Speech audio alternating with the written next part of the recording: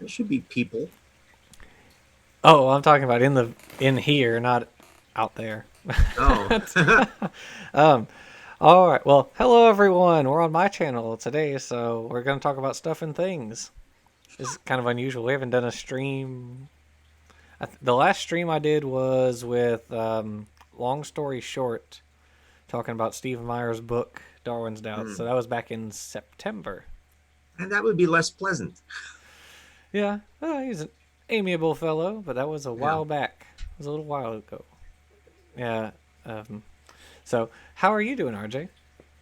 Oh, well, busy beaver on rocks. I've just been knee deep in getting other stuff in it. I've been annoying the heck out of you with saying, "Oh, something else to add. Oh, something else to add," with these little notes with tweets. Oh, There, it's I keep not on annoying. stuff, but I want to make sure that we've got everything that we can cover covered to where the shredder will leave just tiny little wood chips of people's reputations at the end of it because oh god he mentioned that too and they like that too. Yeah, it's delightful stuff. Yeah, it is. You're getting pretty close to the end. Talking about polystrate fossils at Yeah, current. yeah, it's only a bit section. I got some material that I had in my old stuff on cold formation, To which was the end. what older creationists had to say about it that I can fold in. That a lot of that is just in the books, you don't find it online. And then I got to put in some stuff on the pyroclastic flows from Yellowstone and that stuff to make sure that that's nice and covered. So anybody that has a really neat interest in the science data stuff that wasn't aware of all the primary source stuff, they'll have that as a resource. They can go, oh, there it is. Boop, and here's the source. Yeah, yeah. It's gonna be a carpet bomb on creationism. Come Yeah, Christmas, it's going to be a tidal wave, a tsunami. a global flood knocking out all creationists. So Yeah, you'll see the bobbing heads of David Minton and Andrew Snelling and all these others just going blub blub blub blub blub in the flood of rocks were there. yeah, an avalanche perhaps because it's Mm-mm. rocks. But yeah, it's kind of funny how much of that became about Minton. That was kind of unexpected. Yeah, I hadn't really given him a hell of a lot of thought. I knew about him, but a lot of his stuff was older, so I didn't really pay too much attention. He came up a little bit, but he was snarking about the Scopes trial, and so I was aware from it from that end. But now that you started peeling away because Minton had so many chapters in these answers books, we go, that old fart still thinking he's got an argument. And so that's it's really fun to find out how not of an argument he has. Yeah, yeah, that is true. Yeah, he shot his mouth off about vestigial organs, and what else? I was writing about transitional fossils, which is actually going to be the first chapter of the next one, the next Yeah. volume. Um, what else did he talk Yeah, about? well, there's nothing wrong with being an external dilettante. I'm one, but there is a big difference between ones that actually aren't offering a sound argument versus ones who do try and got to deal with all the data field. And holy moly, the amount of stuff he stumbles past and doesn't discuss is just astonishing. Yeah, yeah. I think the section on the appendix, the vestigial organs, and especially talking about the appendix, that's going to be a very useful section because that's one of the creationists' favorite Oh yeah, tropes. yeah. And I was delighted to find out just how misrepresented all of this matter is that they've got this trope. Well, they've claimed that there are too many things that are vestigial. Not really. Mm-hmm. And all the stuff that we came up with on tails, human tails, that's way more interesting. And Michael Egner, which I just stuck just that in there because he shot his mouth off on it as well. He's operated on a whopping 5 kids that had some fleshy stuff in there, so he presumes that all the material I know of, there's no indication that they're real tails. Well, you need to read more. Yeah, it's as rare as they are. There are actual neonate tails that Yeah, have been with documented. vertebrae, with the extra vertebrae, and they fit in exactly with the thing. They're exceedingly rare. There's literally only like a handful of cases, like 4 or 5, Yeah. that are known. But they're there at all. is because those gene systems can occasionally keep active, and that's why you got boop, that little extra tail, not a little fleshy blob, nothing like that, which is part of a completely different genetic system that's kind of popping up all over the place in development. It's the same reason why teeth don't form in birds. It's you have a whole cascading network of genes, any one of which can be dropped out of the loop, which means you don't get teeth. But you can get the segments popping in independently, which gets you like the stuff that would be teeth if it had the right stimulus, but it isn't because the stimulus doesn't take place. Retinoic acid pops up in those sorts of things. So you learn now so much researching creation is crap. I know I did, certainly. Yeah, especially with the Purdom section and how they talk about how she kind of used the argument that, oh, here's a sentence and let's analogize mutation. So if we take out a letter, oh, all the information is lost. It's meaningless now. Well, that's actually not how it works. No, Which in you fact, should know because you're a geneticist. Yeah, most mutations are non-synonymous ones, synonymous ones, where nothing will change in the protein if a mutation occurs. However, it is known that when you get down into the really nut and bolt area of how biology functions, that sometimes the presence of one amino acid rather than another amino acid in the same protein will have an interaction that it wouldn't have without it. And so you got to look at every single bit of the details. And then, of course, you got the thing where nature self-edits. So if you get something that's going to be a really big, serious problem, you're dead. And so it doesn't get passed on. So what about all the other stuff in there? It's when once you realize that we're dealing with people who have a dogma they want to be true, and then they try to figure out as best they can an argument that's going to look good to their followers and only present as much as necessary. I always wonder how much of it is talking themselves into this first before they try to talk anybody else into it. And what goes on in their head, what goes on in Georgia Purdom's head when she gets so close to information and gene duplications and things like that, where you're wondering what sudden cloud is coming over that keeps her from trying to deal with all of that data field. Yeah, it is very strange that a geneticist is just kind of blanking on the genetics stuff. It's like it's not hard to find stuff that demonstrates how wrong you are. So yeah, and that's the other part of it is it's now horribly easy to find so much of the primary source material. That's why that don't ever be intimidated, for anybody listening there, don't ever be intimidated by a creationist lobbing a technical paper at you. Check out the paper, and odds are it ain't going to tell quite what they think it does. And a lot of them may not even have read the original paper. There's so many examples of people we bumped into online that they've nicked a technical paper from somebody else that they've read in some apologetic literature, and they want to sound sciencey. So they're going to go, well, here, look at this little paper here, take that. Except I keep track of who cites what. So I'm going, ooh, I'm familiar with that one. That's the one that gets used by the creationists. So they've nicked it likely from a creationist website, but they don't want to give the creationist website. They want to just give the impressive science paper that they never bothered to read. Yes, they went and personally looked for this paper. Yeah. It turns out when Google. Yeah, right. When you do actually Google papers, you're likely to run into cascades of other very interesting things, and you end up learning stuff you never thought you might. That's why I dread working on this work at the same time that I enjoy out of it, because when I'm looking up one thing, I found something else that needs to be there, and that leads to something else that needs to be there, and I go, oh wow, I didn't even know about that. And it pops up all the time that way. So there's this vast adventure that you get on, but it is time consuming and extremely annoying.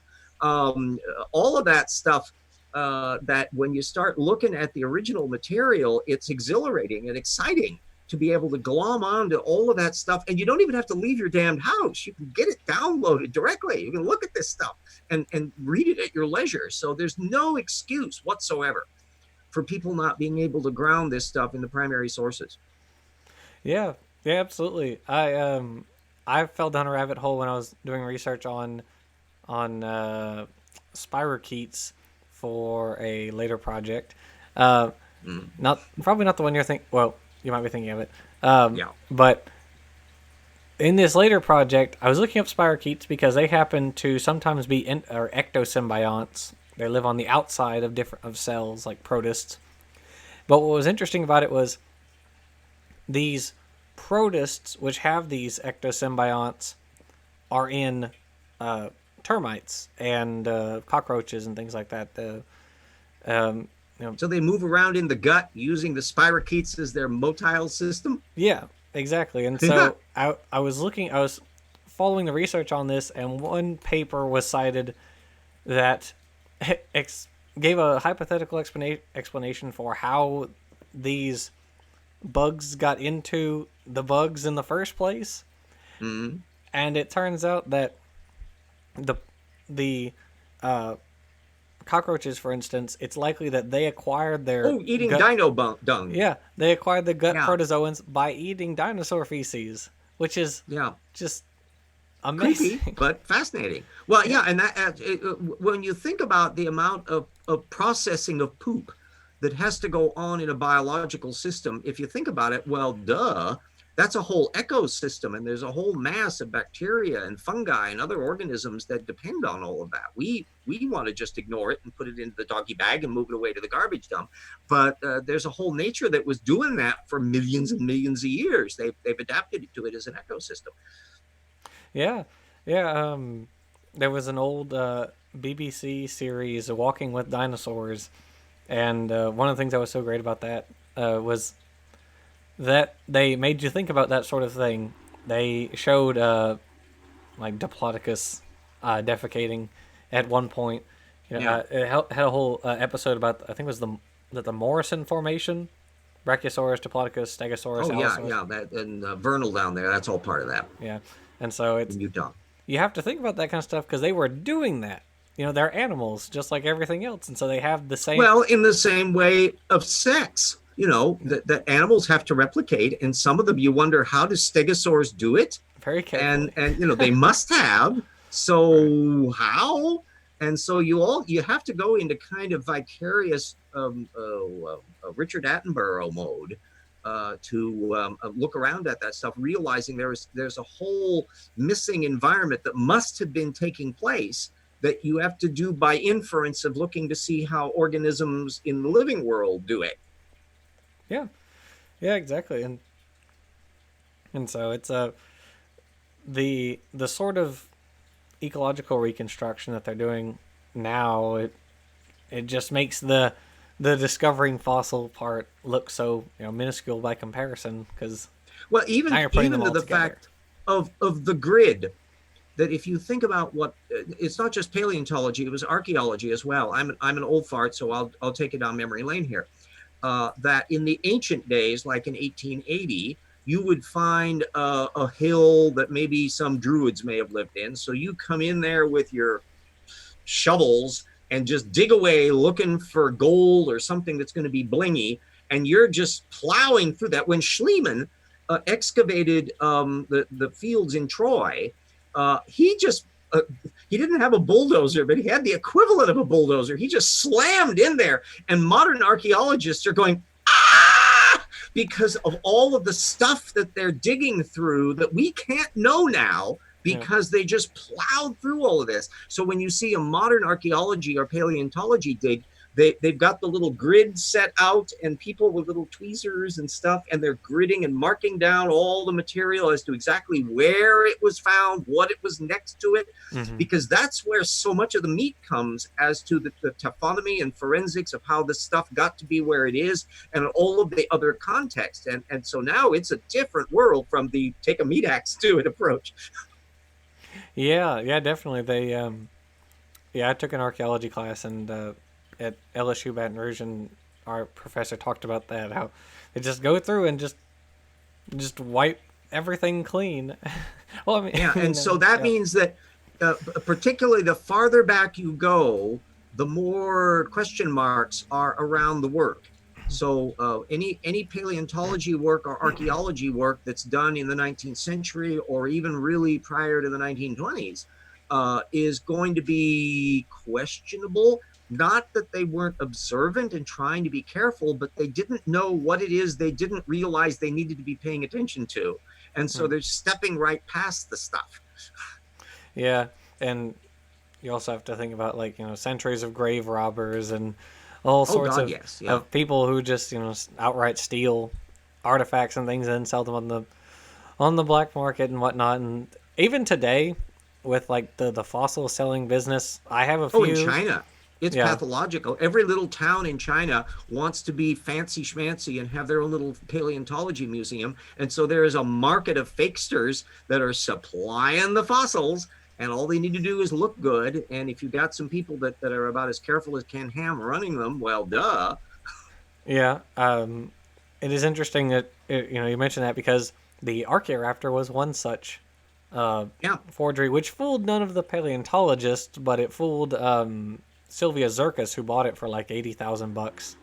So Well, yeah, and her husband, Steve, who just died a couple years ago, he got awkwardly involved in stuff and jumped on the birds aren't dinosaurs model with Alan Fiducia in his later years as well. So it's a funky little bit that to have him flip flop back and forth on that. But he was kind of a non-professional paleontologist that was kind of coming into the field. But it was easy to be led astray on this. And the irony was that both of the actual components were way more interesting than the Chimera was, especially Microraptor. That proved to be much more interesting than Archaeoraptor ever was. yeah, I actually met one of the paleontologists who put the kibosh on Archaeoraptor, Dr. Julia Clark. Yeah. And man, I met her before I read the whole story about Archaeoraptor. I would have been like, "Ah, you Yeah. destroyed Archaeoraptor, thank you." Yeah. But And, no, and so missed opportunity. I don't know if I'll ever yeah, and meet her what's so again. fascinating about this, you still find, of course, creation is still waving Piltdown and Nebraska Man. They're almost always linked at the hip. But other than that, and Archaeoraptor, you've just kind of run out of the paleontological hoaxes. That there are surprisingly few. Once in a while, a paleontologist will misidentify a bone.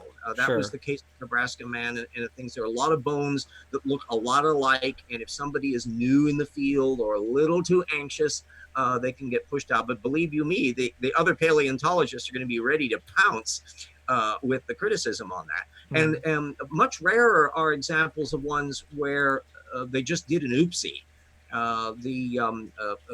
There was a case a ways back, I think like 2004 or something like that, where they found tridactyl tracks in Triassic rocks, and the creationists go, "Aha! Modern birds lived during the Triassic. Take that, you damned evolutionists."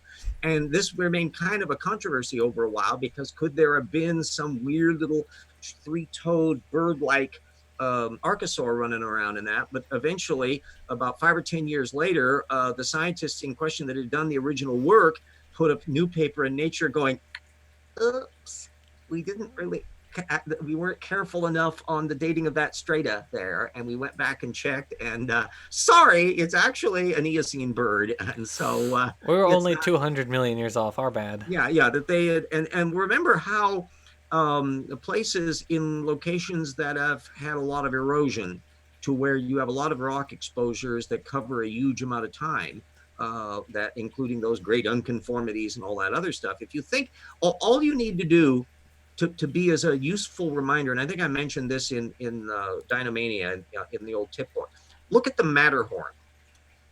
Think of the Matterhorn is not only rocks that were originally on the seabed that got smushed up and eventually turned into a mountain range, but glaciers later on came along and carved away all the rock around it.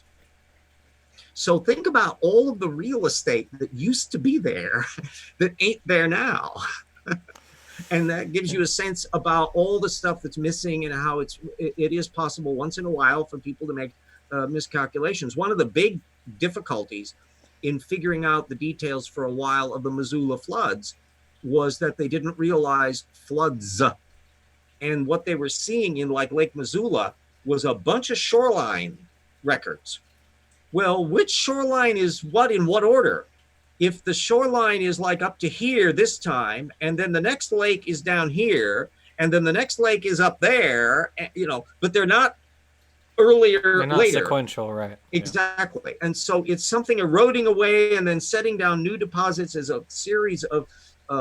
When Pelagia once asked me about this same kind of issue, I wanted to use the example of a parfait, a dessert. And I said, that's a good first step. But if you think about the layers, imagine you start taking out a spoon, and now you're spooning away a bunch of the layers and trenching your way down on one side of it. And then you stop, and then new layers get deposited up, and then some of those get trenched away, and then more new layers, and then you tilt the whole thing this way, and then you trench it down this way. Well, that's what happens with things over hundreds of millions of years, and trying to piece together that jigsaw puzzle, needless to say, is tricky. But they do it because geologists just don't give up. Understandably tricky. Yeah, it's a three-dimensional jigsaw puzzle where a lot of the pieces are missing. So that makes, and the fact that it's occurring temporally is another dynamic. That tendency to think, when you look at a geology paper, that's by definition a two-dimensional image that may be giving a three-dimensional representation sometimes, but it's representing a time slice, a moment. Or if you see the stratigraphy things, and there's the blob that says Eocene, and there's the blob that says Precambrian, and there's the blob that says Triassic, and so forth. Well, to be able to mentally gear shift, to think of those as time frames, and that there's missing pieces and stuff that isn't there, that you have question marks, but you realize there would have been stuff there. You get a bit of that in a lot of geology work where they're putting the little lines up to where there's a strata that's coming up and there's nothing up above, and they realize, well, there would have been more stuff. So now they're trying to figure out where the extra material used to be. That happened in the Brett's floods, because there was Brett's would do charts where he's going, there's a whole bunch of dirt that's not here now. And this is what would have been there. And we can see edges of it way over on those hills over there. That's part of the stuff. And so it's a fascinating phenomenon. It's very different from what you're finding when you're doing biology work, where you have you have the genetic fossils that are occurring in the genes, but it doesn't have quite the same forensic problems that geology does. Yeah. Well, I mean, with like the orphan genes, sometimes you kind of have this sort of the same issue because they're difficult to detect. Yeah, because they've mutated past the range, and that in part is due to the limitations of the detector kit. That they have a series, like one of the stuff where they were failing to detect where the gene came from because they were designed to detect proteins, protein coding genes, goody gumdrops. Except this one was a bacterial retrotransposon that came from a completely outside source, just dropped in there. Well, it's got a homology, but not in the organism that it landed in. Right. And so trying to piece together all of those, because they weren't used to detect RNA linkages, they were done looking at the DNA protein coding. And so they were looking in the wrong direction for it. And gradually they deal with that. And as we note in the new book, wink, wink, nudge, nudge, the creationists somehow managed to avoid thinking about that, including bugs. Richard Bugs. I mean, he's got the genetic training. He's in the same boat Purdom is, because you got to wonder, why aren't you noticing this? And he teams up with Paul Nelson, who's a young Earth creationist but intelligent designer. And so everything that I see where Bugs continues to do technical papers, publishes in Nature and Botany and all that kind of stuff. He's a botanist. But every one of them, I got my little question mark in there. But yeah, I'm going to be careful about analyzing that, because it's got Bugs' little footprint on it. His little hoppy footprint. Yeah. I was also, because you reminded me of the... when we wrote the subchapter about Whitmore and the Lagerstadt, and he's another example because he is a geologist, and we do reference one of his technical papers because he throws it, and it's actually been remarked on by other researchers, and they go, nah. It's been used, and they went, Tim Clary's actually been published as regular geologist and stuff. There are a handful of them, which makes it all the more puzzling as to when exactly did you embalm your brain that you are not noticing stuff now. Yeah, I mean he had not posted a response to there was one because he did a paper on the Green River formation and the organisms and uh, why they're buried in the Lagerstadt, and his argument was, oh, they must have been covered by they must have been covered by something, was it calcite or something like that, after just in totality after they were died down there. And some other geologists came along and said, no, no. Yeah, you get these cute little things, and it's fun to look at. Um, if you want another, anyone watching that wants to have some handy little cues for doing scholarship, look where you find arguments. If you've got comment on the paper, oh, that's a dead giveaway. They don't just have comments out of the blue. Papers get comments because there's a controversy over them. And so then you want to look to see what was the response to the comment, or was there a response to the comment? Sometimes the comment response will be, yeah, that's actually true. Or you'll get some fist fights going back and forth. Ping pong matches, yeah. Yeah, and like the one that it's been a very long ping pong match, but there's a bunch of geologists who pop up every once in a while in proceedings of the National Academy of Sciences, where they're arguing that there was a boloid impact at the time of the Younger Dryas up in Europe, and that set off this climate shift thing. And there's been a big back and forth about whether or not that's a major factor or not. It's been going on for years. And I think there may very well have been a boloid impact, but it seems to be a relatively trivial thing that pops up, because the much bigger influence has to do with the drainage systems of these rivers that are occurring as the ice age ends. Because there's an interesting thing. If you know how the modern climate works, you've got this underwater river that interconnects all the oceans and transfers temperatures from one zone to another, and there's this huge conveyor belt that it links up all the oceans. But it operates in a saltwater environment. If you dump a bunch of fresh water into it, it can change the salinity and shut that down like a roadblock.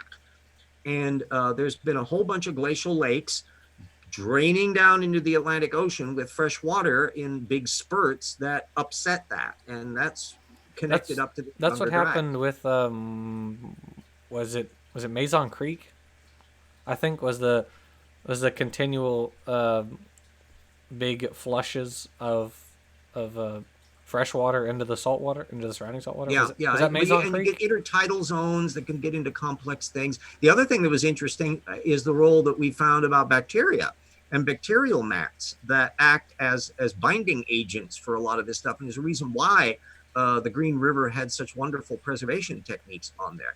And so it's so neat, the stuff you find out, when you start catching up with the technical literature. When you typically read creationist works, say the creationist work is like 2010, and you're looking at their reference and it's like 1982 and 1991, and you're going, why are you referencing such old work? That's a dead giveaway. What's happened since? Yeah, either no one's done research on it, or you just haven't bothered to keep up.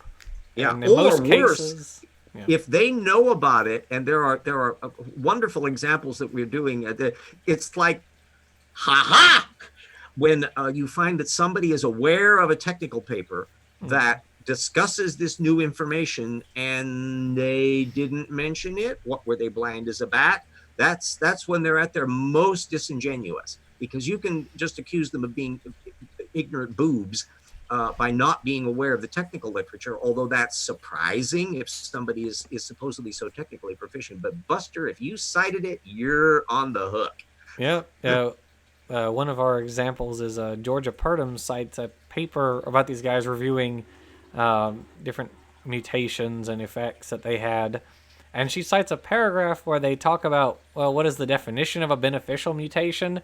And she says, it's only about word game for them. It's not about actual examples. The literal next paragraph is like 10 citations of different beneficial mutations and how Yeah, natural selection. Bugs and Nelson did exactly the same thing on Orphan Genes, where they were referring works that had explicitly discussed this information. And so, how could they have avoided it? Yeah. And then in other cases, you love it when it's in literally the next paragraph, or worse, in the section where they have the dot dot dot. Yeah, the very same sentence they quoted from. Yeah. And so we make use of boldface a lot in the books, because we'll have the quote and we'll put in bold the sections they quoted, or in other cases, we'll have the quote and we'll put in bold the part they didn't. And oh, wow.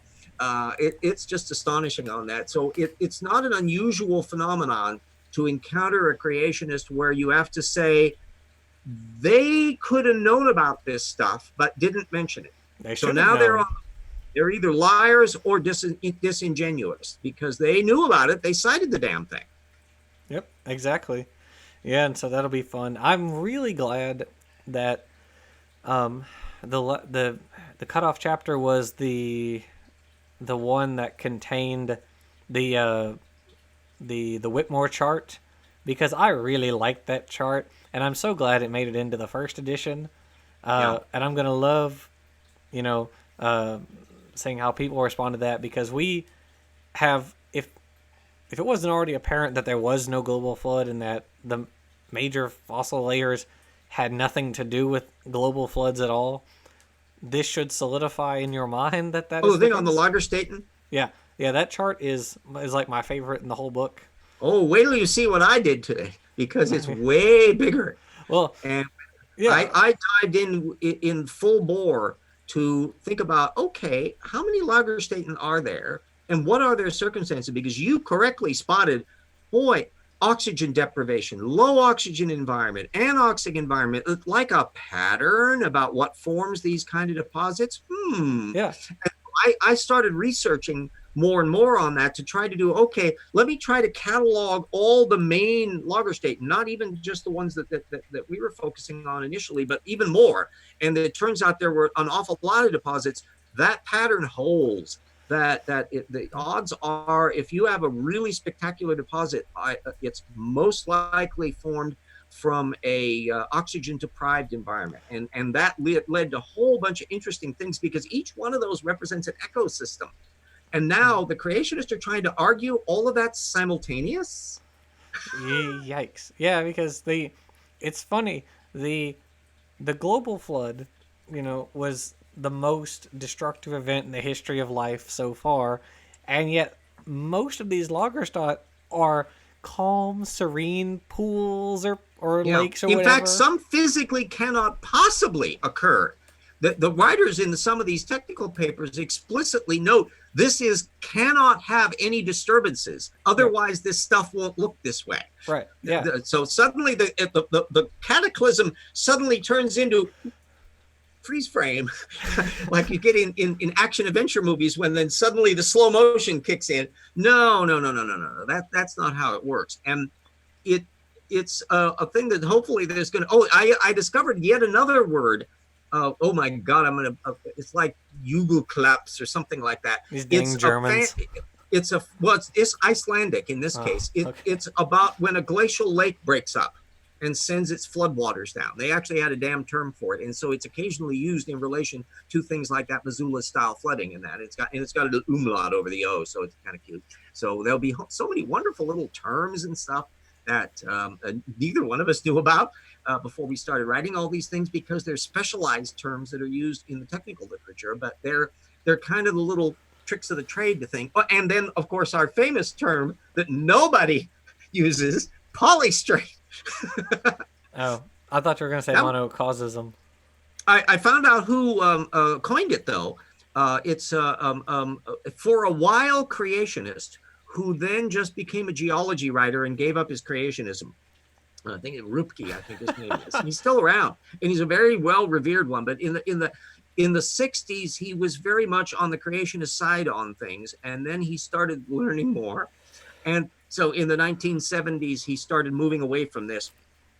and he was alluded to by several people in the field. So we got him popped into the field too. There's going to be an awful lot of characters and names and people and scientists and other stuff that will be a nice new window to open up for people to realize just how many scientists there are. I did this in the first book, and we're doing it here in spades, is that we allude explicitly to the scientists that do the work, and by their full names, so that people know who the hell they are and they can check up on these things, because they deserve more notice. It gets kind of, when you just say, of Smith et al. 2004 from Science Magazine, you kind of depersonify them.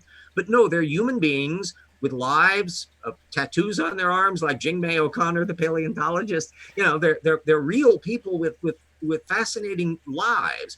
And the fact that, in effect, creationists either are trying to co-opt their work by stealth or diss their work at arm's length without actually engaging them on it, well, we want to make that harder by telling you who these people are and what all they've done and how they've connected up with things, and more work on things. And, oh, here's this new paper that just came out. And yeah, I will be excited to hash out specific details with any creationists or intelligent designers, because the pattern that seems to happen is once you get them pinned on a certain point, they go, oh, well, don't tell me, go tell so-and-so. It's like, you're defending their argument. Shouldn't you know about this? Yeah. Have the, what at the very least, we want to raise the standards to where the boilerplate arguments, where all they're doing is spouting jargon, won't cut it. Right. If you can't play on a technical level, if we're playing on a technical level, you get to play on a technical level. And if you can't make an argument on that,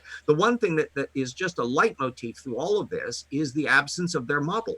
That's the most exasperating thing about it. There, exactly. What do you think happened? Yeah, you have extremely vague 6,000 to 10,000 years ago, because we don't really know when the Earth actually originated. And then there was a flood. But it was creation.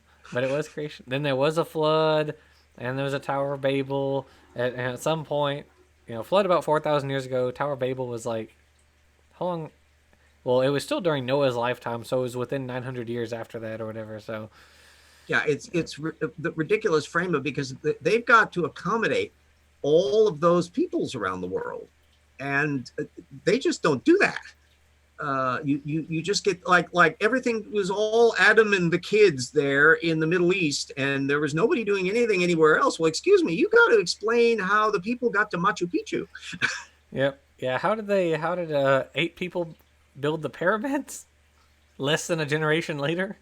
Yeah, that's funny, because we're not the ones that spotted this originally. Other people had noticed it first. But if that creationists have a double standard, they've got easily can calculate how many generations it would take breeding like rabbits and incestuous to generate the billions that we have today. That's easy peasy to do. Where they get into a bottleneck is what was going on like in the first 1,000 years, because you start out with Noah, Mrs. Noah, the 3 kids and their wives. That's it. And so they've got to really not only breed like rabbits, they have to breed incestuously like rabbits. Did Mrs. Noah have some more kids as well as all the other kids?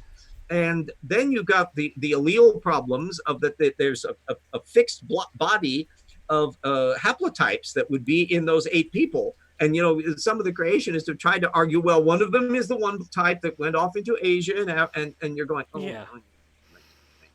It's like, how did that work exactly? You have to have more diversity than that. Otherwise, it would show up like a dead ringer, because they have no difficulty in doing haplotype things going back for thousands of years because of the dynamics of how we know genetics works. So if there had been this bottleneck, it would not be just humans. Every bloody animal on the planet would have a genetic bottleneck that traces right back to 4,500 years ago. I mean, it should be as easy peasy. Jensen should just be inundating us, deluging us with the genetic information. But there's some new examples in that new chapter that I put in about the fact that Jensen doesn't do that he has a chart in his books and in his articles that he did that explicitly make claims about the organisms where they say, oh, there's not nearly as many mutations as if they were only a few thousand years old. He has all of the deer, or about half of all deer species occurring in the time from about ancient Greece to the fall of the Roman Empire on his own chart, and Nice. never offers the slightest evidence that that could have ever happened or did ever happen. No papers, no technical information at all. Yeah. Yeah, no, it is absolutely crazy that there was that, like, right up until the point people actually started doing genomics, that everything could just speciate rapidly, and then all of a sudden, hey, we can look at the DNA now. Oh, it's not doing it anymore.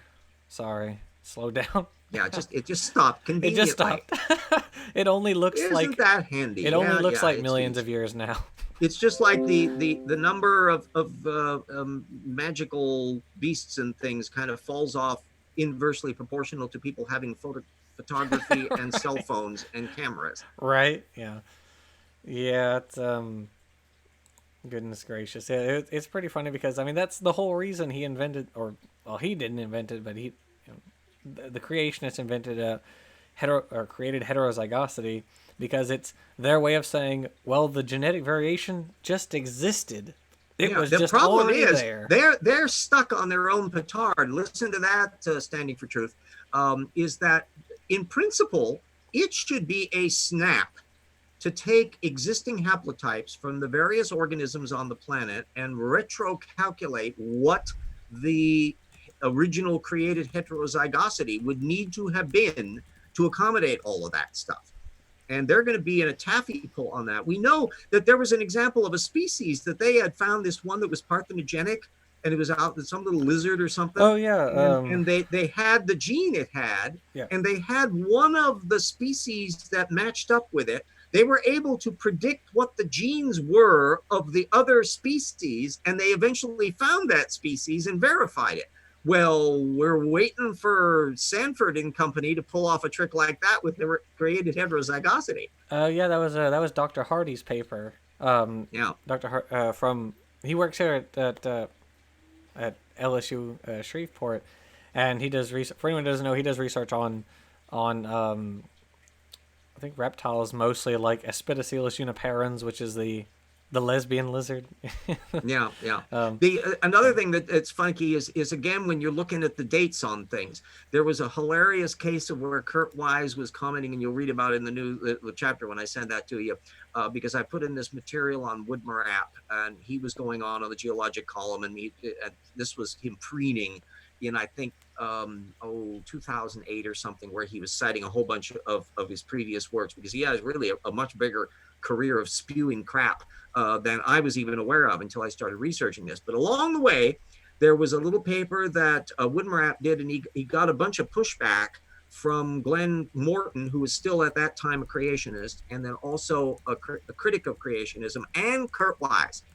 And needless to say, Woodmer never mentioned any of these pushbacks. But anyway, Wise was saying, oh, he's looking forward to the day when we will be able to calculate what the original created genomes and things look like as we go along. Well, we're 25 years later and still waiting. Time's a wasting. Or as Hacking always say, or JCats, one of this other, it says, get cracking. Get cracking. Yep. We're waiting on it. I watched one of Apologia's recent videos where he mentions, or he talks about a guy who has a book coming out, and it's 5,000 pages, and the guy's been talking about this book for, I guess, years. Everyone's been saying, it's coming out, it's coming. Now, I know how long, and you and I both know how long 5,000 pages is. Holy crap. That it's way longer than what we're writing. Yeah. What the hell is that? I have seen some books by religious writers that it is like vomitously, diuretically repetitive. And they can generate works that are hundreds of pages long that have zero information content in them. You're just head scratching as to what the hell is this going on? Or just imagine if James Cole were to write a book. I don't want to imagine that. Same paragraph written out 1,000 times about the effect of light and something or other and something or other and something or other, a massive of gibberish jargon, and it would just be copied over and over again, like what's his name in The Shining? There says all work and all play makes that Jack Del Boy, line on line on line on the pages in The Shining. That's kind of what he would come up with. But yeah, it's funky to read some of these religious screeds that you get. Usually they're the end times prophecy guys, and the ones that can't resist having lots of all caps for some of the paragraphs, you know. And well, for that matter, that piece of gibberish that Matt Powell did with Standing for Truth. Did you ever actually look at that thing? They that was posted their Matt. little book. That was actually a raw Matt, which is actually a different Matt than yeah, right. I looked at that. I was trying to think of a polite word for it. Abortion, I guess, is a polite word. I looked at it one time, and it's very long, very repetitive. It reminds me a bit of the kind of apologetics that David Capes used if you hit him with a 2x4 first. So they're just kind of going yang, because they would have long stretches of kind of, do you have a point to this? And then, of course, what's missing is their point. That instead of having a clearly conceptualized position that they're taking and documenting that, no, it's just pot shot at evolution. That's the same thing with Menton. I noticed because I was reading the transitional, because has written verbs an entire chapter on. I say an entire chapter. He wrote a fourth of a chapter titled "What about Tiktaalik?" But the chapter only. So the title's like "What about Tiktaalik?" or something like that, or "Is Tiktaalik the greatest transitional fossil?" And only about a fourth of the actual chapter is about Tiktaalik. And off on the boilerplate. That when in doubt, shuffleboard. And so for most of the chapter, he brings up like a couple of different examples of actinopterygians of the ray finned fish. For anyone who doesn't know, most of the fish that you can think, pretty much every fish you can think of is a ray finned fish, except not sharks and not like hagfish and lampreys. We're talking about like goldfish, carp, eels. Those are ray finned fish. Well, lobe finned fish are the lungfish and coelacanths, the ones more closely related to us than to other fish. And so he brings up like mud skippers. He says, yeah, they can walk too. Okay, this is a problem for us. And he brings up, he says, oh, there's Panderichthys and Eusthenopteron. Yes, they exist too. And he's like lungfish and coelacanth. He just drops a whole bunch of names. Well, a lot of it, I'll be comparing on that, because those are this cast of characters that would have been familiar to Duane Gish in the 1990s, other than the newer Tiktaalik. So an awful lot of those are the standard procedure stuff, and so I'll be intrigued to see how much of his arguments tracking Duane Gish. See, there is an advantage of being an old fart who has the old books, because there's a whole missing creationism that doesn't show up on the internet because none of that's available online. So there's all of this stuff that was apologetics that was done in the 1970s and the 1980s and the 1990s by Duane Gish and Henry Morris and Gary Parker and all that crowd, and to some extent Minton, that you have that kind of festers and congeals and then gets incorporated apologetically into the newer generation of stuff, which is the stuff you can find online. So there very little of it is invented out of thin air. But if you don't know about that previous air, you don't know where this stuff is coming from. There's so little originality in thinking in anti-evolutionism that you like to think of either they're coming up with this shit on their own solo, or they're copying it from somebody previously. And they're not wanting to tell you because they want to give the impression that they're doing all the work. Kent Hovind does that all the time. He likes to give the impression that he's this great cutting edge genius with the Hovind theory, when 100% of his notions are copied from somebody else. And the fun part of it is to see that longer frame. Then the other interesting aspect that we'll be highlighting so nicely in the book is when creationism has evolved. When they used to have one position, like on plate tectonics, and now have a completely different position, that is mutually contradictory for what other does, or you have the schizoid thing where, particularly on human evolution, where you have camps that will allow Homo habilis to be just a human being, or that it's just an ape, and they can't quite agree what. You get those sort of things in there. There's Right. that little camp that refuses to allow Horacotherium to be in the horse kind, because they realize that's a barn door that's pretty dangerous to leave open. So even though Kurt Wise and Kavanaugh and all that with the baraminology tools say, no, they're all in the same baramin, monobaramin, the other ones go, if we hit a Horacotherium in, Right. can we keep Homo galax out and Phenacodonts out? And then we've got all the artiodactyls, and pretty soon we've got things that don't look like, and then we got to bring the public in. What's that stupid phrase they came up with for the cognitum?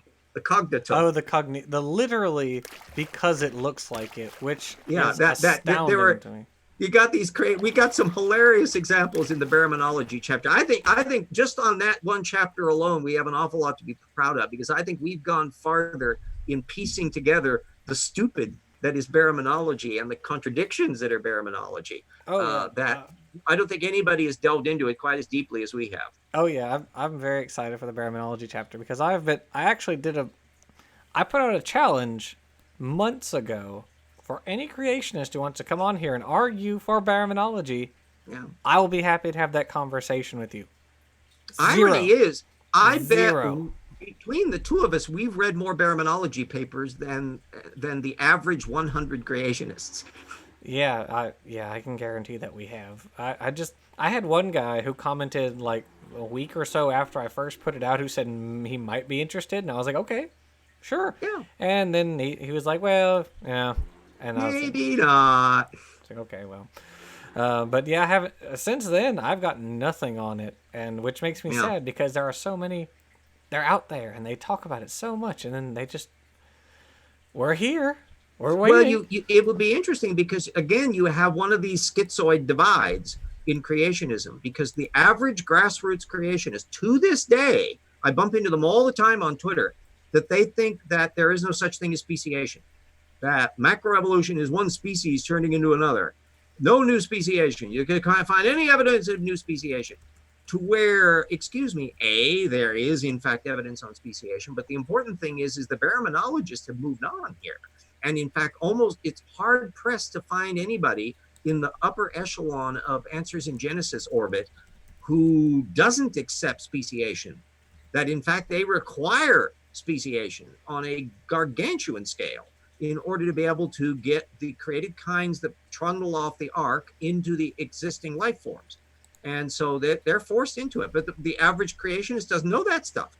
Even the irony is that, like when I was giving the commentary on the dear late Sidestrike and Sean's visit to the Ark encounter, that they've in fact incorporated the baraminology super squishy kinds in the museum there. And Joel Duff also has called attention to this stuff, and we're citing him in the book as well, where he pointed out that the giraffe kind that they have in the Ark is a short-necked okapi-like animal, exactly the thing that the Duane Gish style of creationist would have insisted was physically impossible.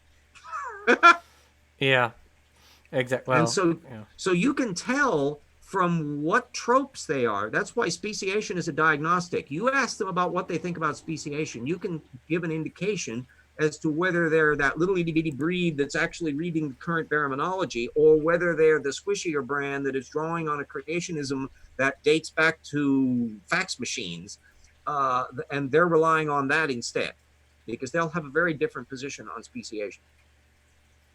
Yeah, it is intriguing. I'm interested. Oh, by the way, people out there in the internet space, interweb space, in 4 days, that will be on November 18th, I'll be talking with Fazal Rana from Reasons to Believe. Yay! Yeah. And it should be exciting. So that'll be here at lots to talk about. 5 p.m. Central Time. So set your clocks and your calendars for that.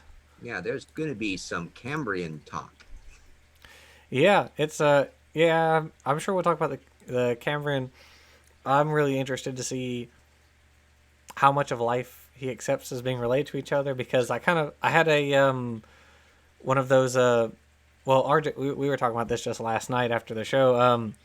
The what is it, l'esprit de l'escalier, it's like an afterthought, you know, because I we did a video about Stephen Meyer going on PragerU, and he says at one point that there were the archetypes of modern animals in the Cambrian, and he shows a picture of little Hycuicthus, and then a picture of elephants and horses and humans, and I should have jumped on that at the time, or we should have, as saying, "You're okay with Hycuicthus being the ancestor of elephants? Ancestor of everything? You're okay with yeah, that?" my, there's been no change in the chordate phylum there, has there?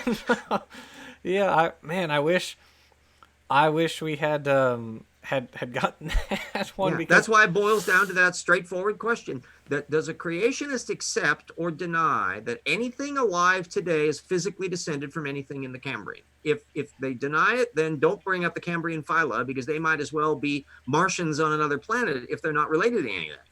right. So you have to think through on that. And another thing that Rana has mentioned over the years is apparently he doubts bird evolution from dinosaurs. So that would be another one you might want to say. Is that still your position, or what? It's just so it from an intelligent design perspective, it just seems so haphazard in what they do accept and what they don't. It's like, yeah, well, I mean, it's as you say, they're not thinking about 90% of it, but then the 10% They don't have a model. they do think about, they go, "Oh, I don't like that." And so it's like, if they did think about it, would they just be creationists?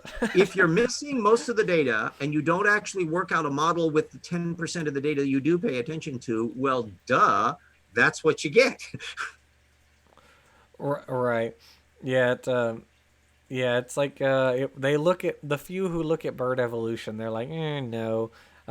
Or Rana says endosymbiosis happened, but was kind of magical, sort of. And how many and how often and all that kind of stuff. Because, and why do mitochondria still have their own genomes?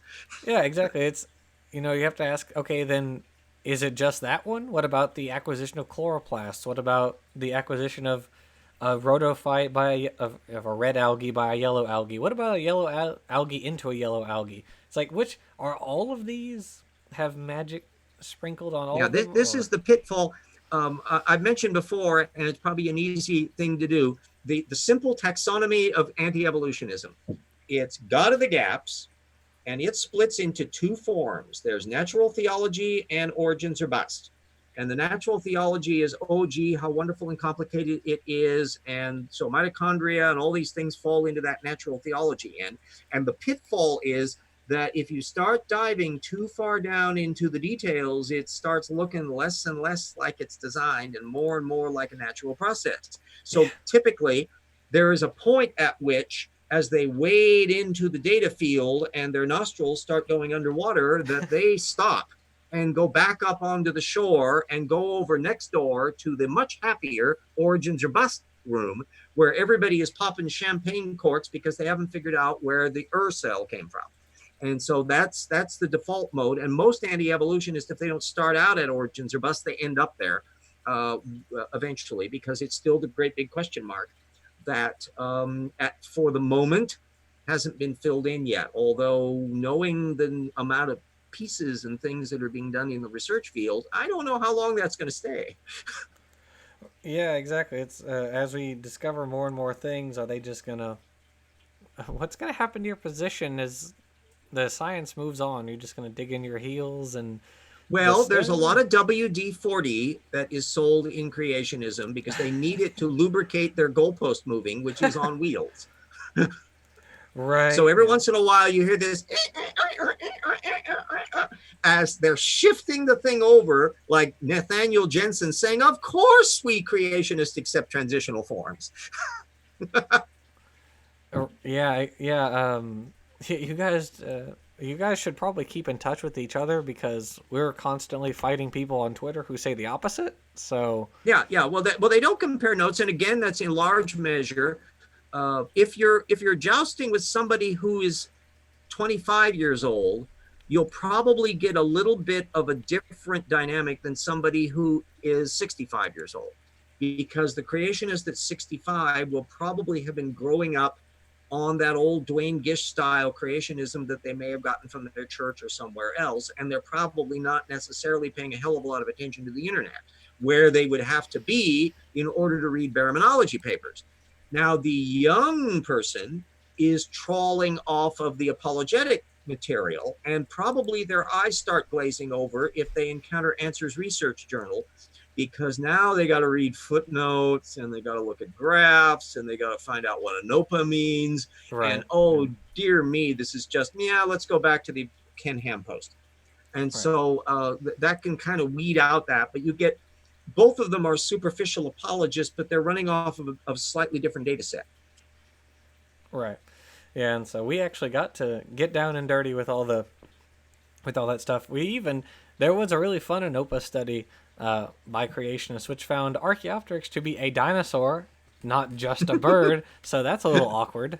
Yeah, see, they got it down. Well, you see, if they think it through, that you can have kind of like a bird on board the thing that's actually the dinosaurs too, as a representative of the kind. So maybe you might not have to have so many dinosaurs on board. There's a whole bunch of little potential opportunities for them to shuffleboard around, because they've only got a limited booking plan. I mean, you have far fewer animal kinds on board than you have passengers on the largest cruise ships.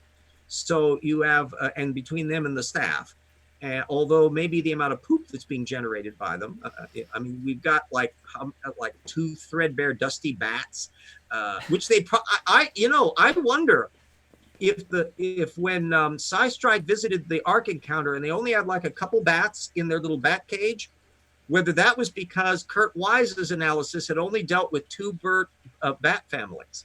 So they may have thought maybe there's only 2 bat families.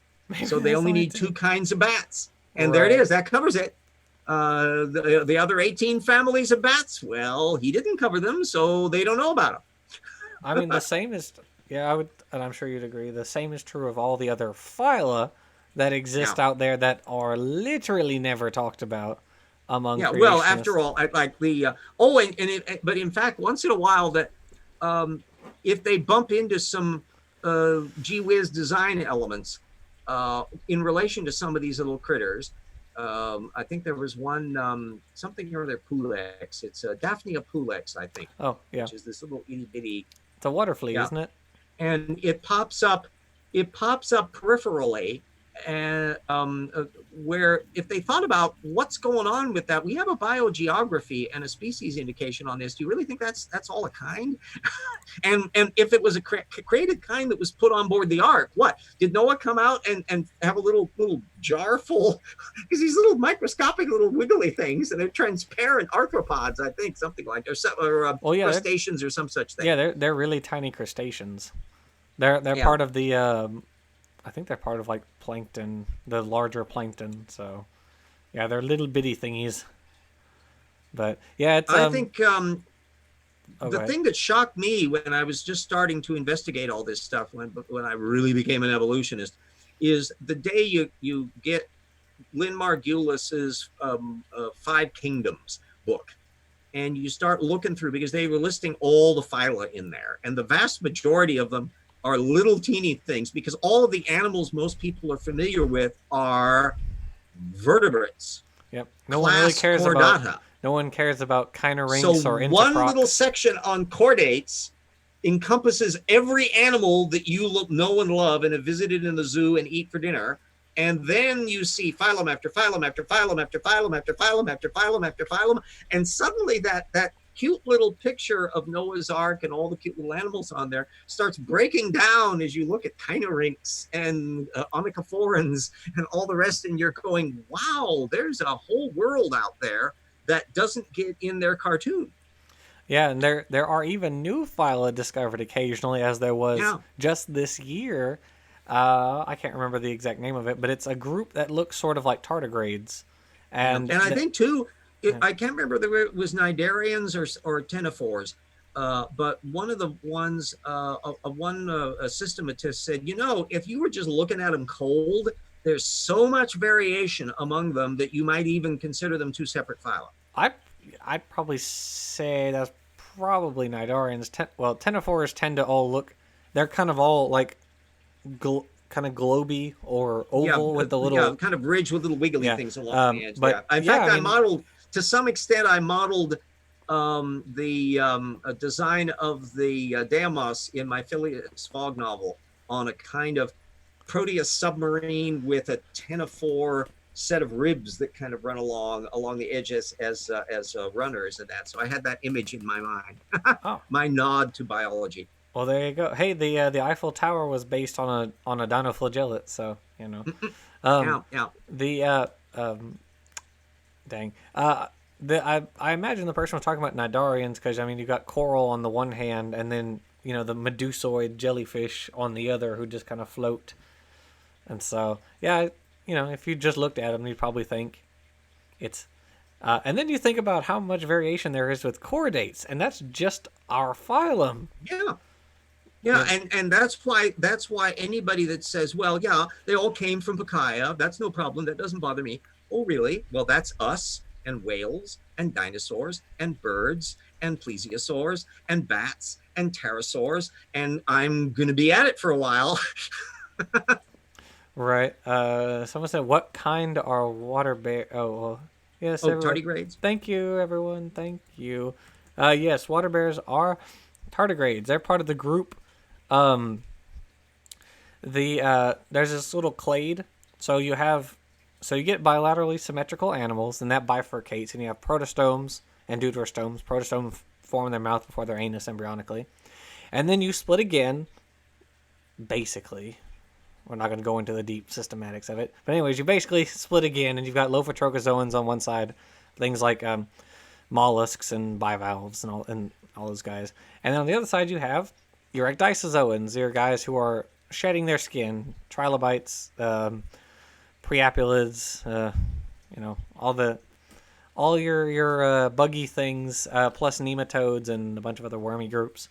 And so tardigrades, onychophorans, which are the velvet worms, and arthropods form this little cluster, which are called the panarthropoda, the all arthropods.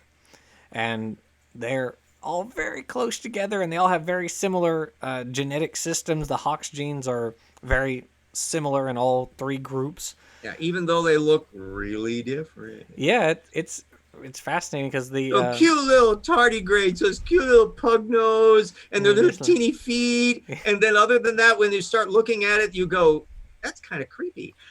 What their little mouth is like. Yeah. They do they have eyes at all?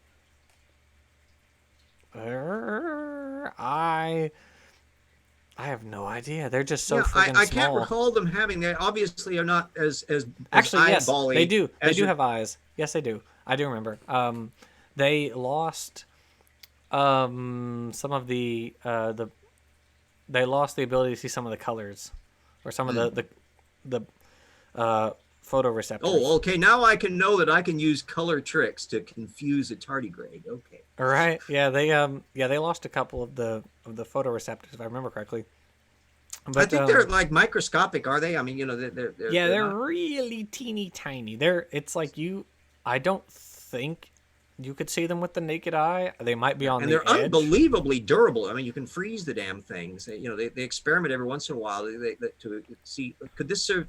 You could probably have these things out in space and then have them thaw out and they would be okay. They're just unbelievably durable little critters. We actually did a video on tardigrade evolution for Frosty Claws. So if you guys want to know more about tardigrades, go check that video out. Plug for myself on my own channel. So like many organisms, if they were as big as a house cat and moved as quickly as one, you would be terrified by them. You get the broomstick out. There's so many organisms, and the same thing with plants. The only reason why we're not scared shitless about plants is because they move so slowly. But when you look at how they do time-lapse photography of like parasitical plants that are wrapping themselves around things and all the kinds of, there's a relentlessness, and the little tendrils are doing this and then and when you think about how kudzu spreads and all of that, plants really should scare the bejabbers out And of us. Same thing with bamboo. fungi. Oh man, yeah, fungi and protozoans. They can do some nasty stuff to you. Yeah, and they're relentless. They're virtually extinction proof. Odds in general are fairly extinction proof. I think is about the only one that actually hit the insects fairly hard. Otherwise, they just go through most of these mass extinctions, without even yawning. Oh yeah, someone says Josiah Hansen points out there are water bears on the moon right now. Yes, there was Oh yeah, the a Japanese rocket. had sent that team up. I think it was the Japanese or Koreans or somebody Oh yeah, I that don't sent a remember. little sampling of them. They're So yeah we've they're now got the colony of mutant tardigrades, and we'll have a Doctor Who episode on that, I'm sure. well, they're just gonna be up there, and even though they can dehydrate, eventually they're gonna run out of metabolic That's true. resources, and they're just I gonna go. doubt they'll make it, a million years or so, but you never can tell on that. Don't count the tardigrades out. Yeah, I don't think they're gonna survive for any huge amounts of time unless somebody we have to send a mission to rescue the tardigrades. So, Yeah, and then when you start looking at all of that diversity, the two issues that still where Stephen Jay Gould plays a great role in my life was some of the conceptual frames that he would do, because there are two issues of disparity versus diversity. And so when you're looking at the various phyla in the Cambrian, you're seeing disparity between forms. That's why you can pigeonhole them as separate phyla. Diversity is how much variations are occurring within that. mm-hmm. So they are highly disparate, but not very diverse. They Right. don't have a lot of any one thing variance. They have basically one thing, and they may have a lot of individuals, but it's kind of bland that way. Right. And most of those phyla fizzled out. How long? We don't know exactly, because we don't have a complete fossil record, but nevertheless, they eventually, most of those Cambrian phyla, Right. The diversity didn't really come into new forms that will eventually build out to about the same level of this of